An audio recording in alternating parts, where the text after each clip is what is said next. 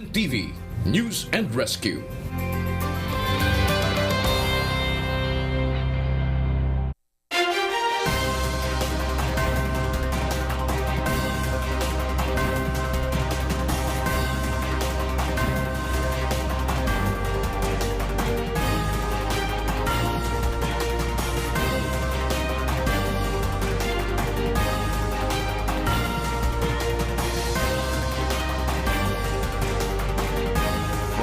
UNTV News and Rescue Command Center.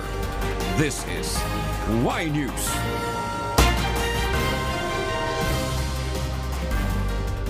Good evening, Philippines and the world. Today is Friday, May 22, 2020. I am Harleen Delgado. Join us in the next 45 minutes as we deliver today's top stories around the globe. I'm Angelo Castro III. We are also seen in 1,935 satellite monitoring centers nationwide and via live streaming worldwide through the UNTV News and Rescue social media accounts and our website, untvweb.com. I am William Theo. And here are the top stories tonight. Malacanang tells everyone to allow Health Secretary Francisco Duque III to do his job during this global health crisis, despite calls for him to step down. Health Secretary Duque corrects himself on the second wave remarks. The Department of Education prepares for online enrollment for school year 2020-2021. President Rodrigo Duterte accepts the resignation of DICT Undersecretary Eliseo Rio. In Australia, the opening the state borders has been a battle zone for premiers. Beijing says no foreign country has right to interfere in Hong Kong's security law.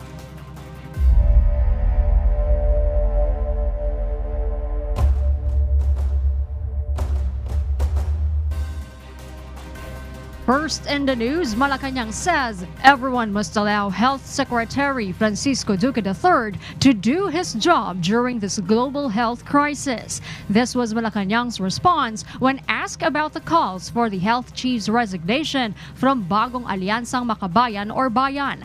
According to presidential spokesperson Harry Roque, Secretary Duque serves at the pleasure of President Rodrigo Duterte. The palace official adds Secretary Duque will answer allegations in the proper forum. The country's health department apologizes for the confusion made by its secretary's second wave remarks. Secretary Francisco Duque III says he is correcting himself. Aiko Miguel will give the details why. Health Secretary Francisco Duque III has corrected himself on the second wave remarks made during a hearing at the Senate this week. Kinorek ko na nga rin po ang akin sarili na this is the first major wave of a sustained community transmission. So, ang mahalaga po rito, ito po first or second wave ay naiangat natin ang kapasidad po ng ating health system mientras na baba natin ang bilang ng mga bagong kaso kada araw. For Malacanang, what matters is preventing a massive transmission of the COVID-19 virus. Ang pag-iiba ng opinion ay dun sa first or second wave. Ang importante, maiwasan po yung pagbabalik ng malawakang numero na magkakasakit sa COVID-19 at nagkakaisa po ang gobyerno na gagawin ng lahat ng hakbang para maiwasan nga itong second wave. The DOH apologizes for the confusion and anxiety the second wave statement has made. We apologize for the confusion that this has caused. Kung matatandaan niyo po, local community transmission happened nung nagsimula po tayo mag-report ng cases ng mga kababayan natin na walang exposure sa mga positive cases o kaya walang travel history. Aiko Miguel, UNTV News and Rescue. We serve the people, we give glory to God. A COVID-19 testing center will soon open right inside the police national headquarters. Police frontliners will be the first to undergo testing here. Leah Ilagan explains why. The Philippine National Police confirms the Research Institute for Tropical Medicine has approved the PNP's COVID-19 testing center. PNP Deputy Chief per Administration, Police Lieutenant General Camilo Cascolan explains their RT-PCR facility will be temporarily installed within the PNP Crime Laboratory.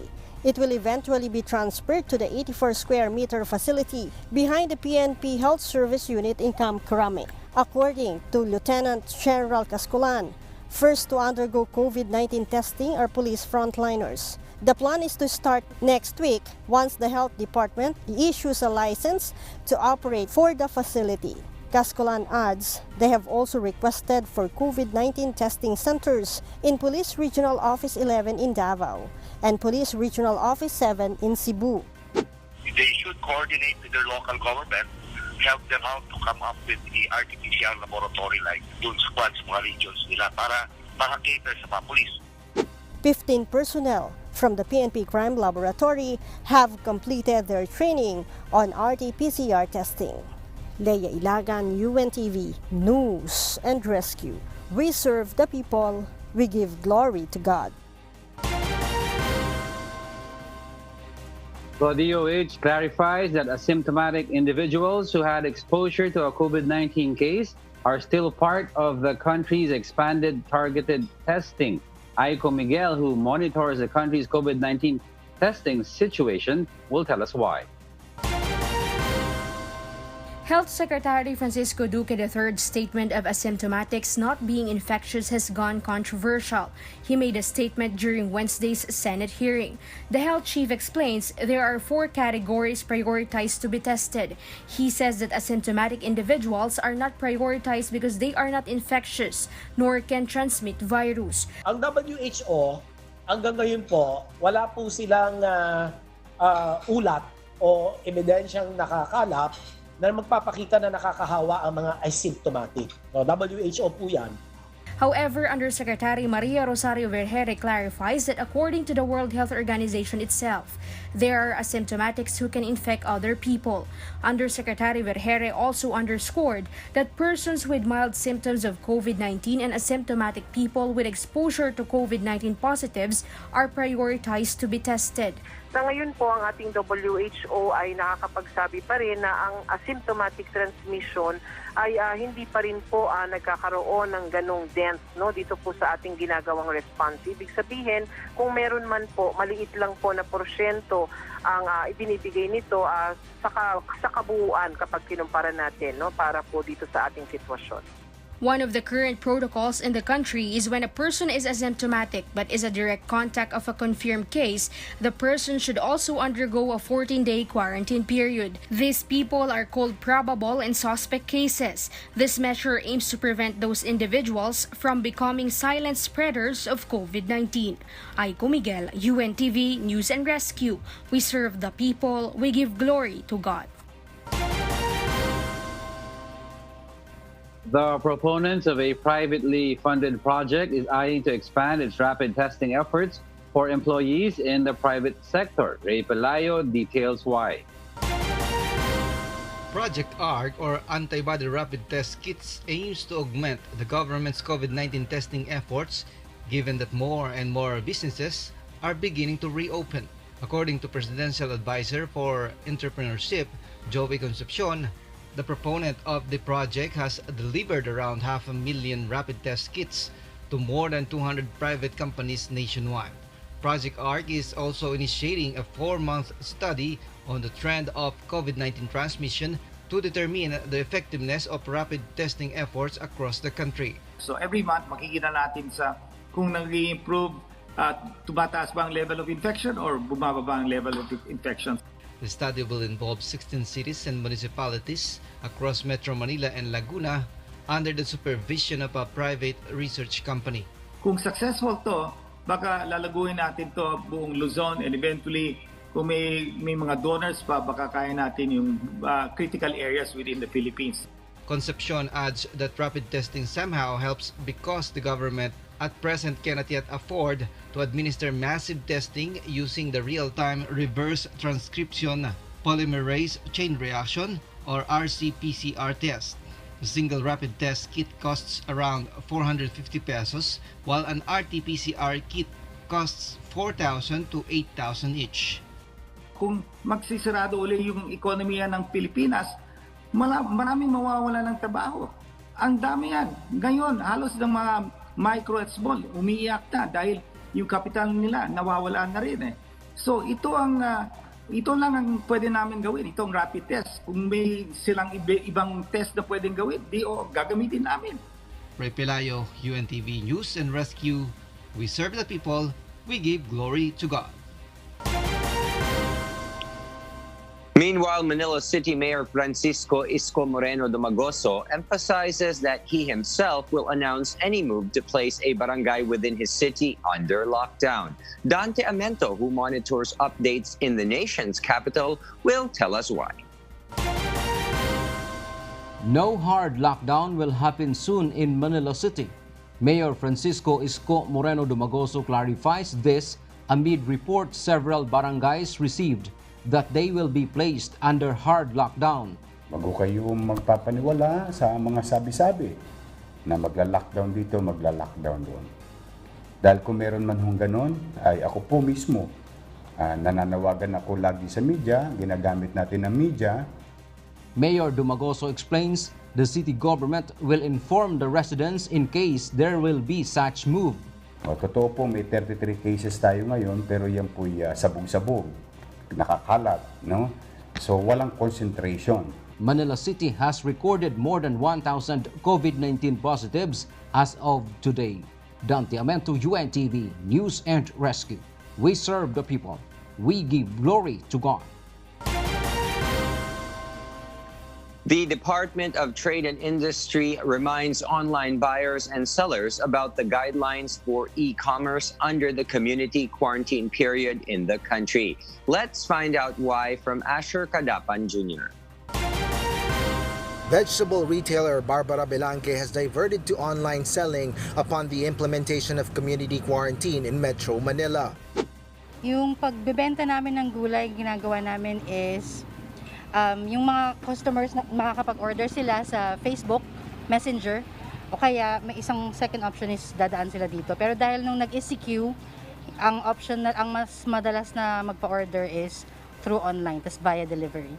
She's just one of the many sellers hooked into internet or electronic commerce, which the Department of Trade and Industry or DTI is also promoting. But the agency reminds online sellers and buyers about the guidelines for e-commerce across the country. The DTI says these businesses are also required to register and follow the suggested retail price set by the corresponding government agencies. The DTI has recorded about 500 violators with pending cases in relation to profiteering online. The DTI also warns false representation of products being sold online. Kung ano yung naka-advertise dun sa online page mo, sa social media page, kailangan yun mismo yung i-deliver mo sa tao. Hindi yung fake mo lang yung advertisement mo para lang makaengganyo ka ng pagpili, pero hindi naman yun yung actual na ipapadeliver mo dun sa tao because it's going to be a crime. Asher Cadapan Jr., UNTV News and Rescue. We serve the people, we give glory to God. Malacanang admits President Rodrigo Duterte is alarmed by reports of overpriced testing kits the government has procured. Senator Franklin Dillon has said the Philippine Health Insurance Corporation may have overpriced the cost of COVID-19 testing. Senator Dillon has stated that there may be potential overpricing of PhilHealth testing packages with the amount of 8,150 pesos for each person tested in a public or private laboratory, while commercially available test kits from China cost only 1,500 pesos each. Senator Panfilo Lacson, on the other hand, has claimed the Department of Health has procured medical equipment twice as expensive as those acquired by private groups. According to presidential spokesperson Secretary Harry Roque, President Duterte wants these matters investigated and determine the explanation of concerned government agencies. Let's now take a closer look at the updated count of coronavirus cases around the world. The COVID-19 pandemic has now reached a total of more than 5.1 million confirmed cases in 188 countries, regions, and sovereignty. The fast-spreading disease has claimed over 333,000 lives, while nearly 2 million patients across the globe have recovered from the new coronavirus infection.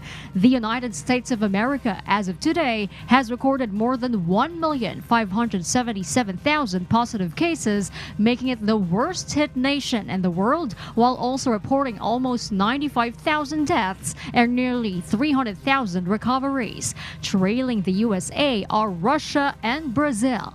Both have reached the 300,000 mark this week. The United Kingdom, on the other hand, has reported death cases, which are about 31 times its total number of recoveries. Turkey and Iran are the only countries in the Middle East included in the top 12 tally of nations most affected by the global health crisis. India has become the Asian country with the most number of confirmed coronavirus infections to date. Meanwhile, the Philippines Department of Health reports 163 new cases, bringing the total known patients infected with the COVID-19 virus in the country to 13,597. That's based on the Health Department's 4 p.m. report today. We have lost 11 more patients. Now the country's death toll stands at 857. With the help of our valiant medical frontliners, 92 more people have won their battle against the invisible enemy. The total recoveries nationwide increases to 3,092. That leaves the active cases in the country to 9,648. And for those watching us on YouTube, please click the subscribe button you see on the right side of your screen and ring the bell for notification. You may also follow us on Facebook. Up next, NY News. The Department of Education prepares for online enrollment for school year 2020-2021. President Rodrigo Duterte accepts the resignation of DICT Undersecretary Eliseo Rio. Meralco to shoulder convenience fee for customers who paid bills via the Meralco app during ECQ. More reasons behind the stories when Y News returns.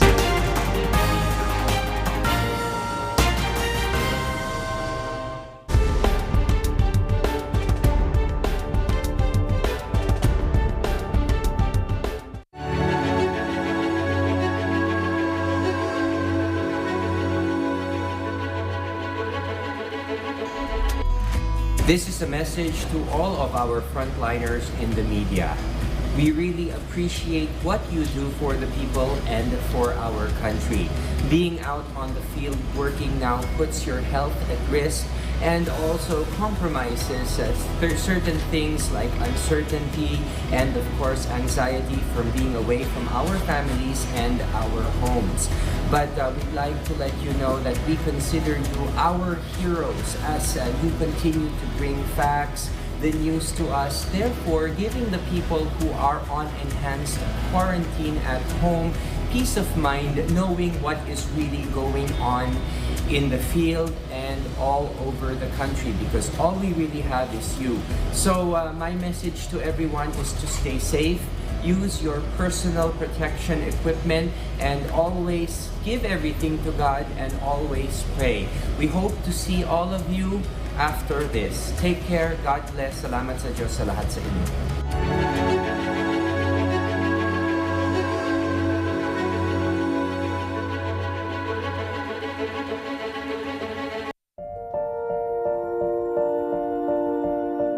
Ang virus na sanhi ng sakit ng coronavirus disease 2019 ay kapamilya ng viruses na sanhi ng common colds, pneumonia, MERS-CoV at SARS. Galing ito sa Wuhan, isang syudad sa Hubei, China.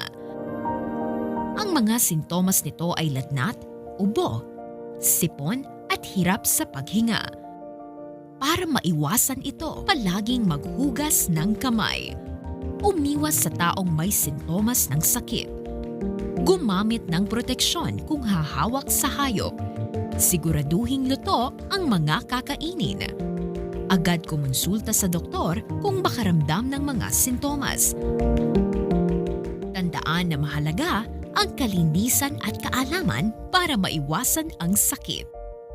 A reminder from UNTV, your public service channel.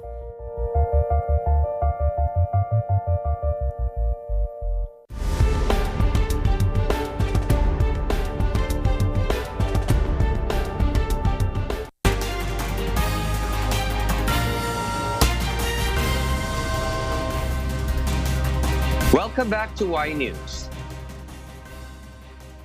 In today's episode of Get It Straight with Daniel Razon, DepEd Undersecretary Revesi Escobedo and House Committee on Education Chairperson Representative Romano Romulo tackled various preparations the Education Department is making before classes resume on August 24. But not only the government, but also parents and students are gearing up. Joanne Nano will give the details why. Enrollment in public schools nationwide begins on June 1st, both in elementary and secondary levels. But when parents enroll their children for school year 2020 to 2021, they are not required to go physically come to the school. This way, physical distancing can be practiced. Instead, parents may enroll incoming students online. They may also call DepEd's Action Center 8636-1663 and 8633-1942. They may also email their queries to action@deped.gov.ph. During enrollment, parents and students will answer a survey on what mode of learning they prefer for the upcoming school year. Enrollment will run until June 30. Sa bagong enrollment guidelines, yung kanilang dating class advisors ay siya ang mag-i-input o kaya mag-i-enroll sa kanilang mga estudyante para sa susunod na school year. At may mga platforms na gagamitin tulad ng online enrollment at meron ding yung SMS messaging at pwede ring tawag through hotlines na ibibigay ng mga eskwelahan. DepEd is also preparing all the possible learning modalities for students. DepEd reiterates it will not allow face-to-face classes in high-risk areas the IATF has identified. The Education Department is asking Congress to approve additional budget because of the need to provide laptops to teachers, the establishment of school clinics, and purchase of thermal scanners and hygiene kits as various adjustments are needed under the new normal. Congress, meanwhile, is asking DepEd to submit by July a final plan on the changes in the delivery of learning for students so that the lawmakers could decide how much budget Congress will grant DepEd. Joanne Nano, UNTV News and Rescue. We serve the people, we give glory to God. Some residents in Manila City have chosen to sell their properties amid the community quarantine. Dante Amento tells their stories why. Siblings Rosalia and Lucelva rent a room for 5,500 pesos in Tondo, Manila City. But due to the community quarantine, they cannot afford to pay rent these days. This is why they decided to sell Rosalia's tricycle. Bebenta na yan para pang dagdag puhunan. Ubus na pera namin eh. By selling vegetables in a market, they now earn about 500 pesos a day. This is only half of what they used to earn before the COVID-19 crisis began. Sancho, on the other hand, choose to sell his jeepney. Wala nang makain. Kaya wala na ibang wala nang ibang purpose kundi ibenta na lang. Sancho has no income for 2 months now because of the suspension of mass transport. The likes of Rosalia, Lucelva, and Sancho hope for the situation to normalize soon. Dante Amento, UNTV, News and Rescue. We serve the people. We give glory to God. President Rodrigo Duterte dismisses the Deputy Administrator of the Office of Civil Defense. Meanwhile, the President has accepted the resignation of DICT Undersecretary Eliseo Rio. Rosalie Cos tells us why. Due to loss of trust and confidence, President Rodrigo Duterte sacks Deputy Administrator of the Office of Civil Defense, Assistant Secretary Christopher James Purisima. This was announced by Presidential Spokesperson Secretary Harry Roque but provided no other details on the dismissal. The Office of Civil Defense is one of the government offices primarily in charge of disaster preparedness and response. Malacanang also confirms the chief executive has accepted the resignation of Information and Communications Technology Undersecretary Eliseo Rio Jr. He led the bidding process for the third telecommunications player the president wanted to in the country. It was on January 31 when Rio forwarded his resignation to the president's office due to internal issues in the department. The palace thanks Rio for his service to the nation.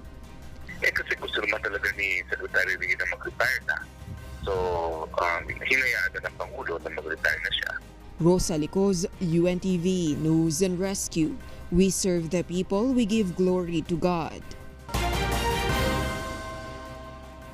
The Philippine National Police confirms that one of the officials on board a police helicopter that crashed in Laguna last March has recuperated, though he still needs to undergo therapy.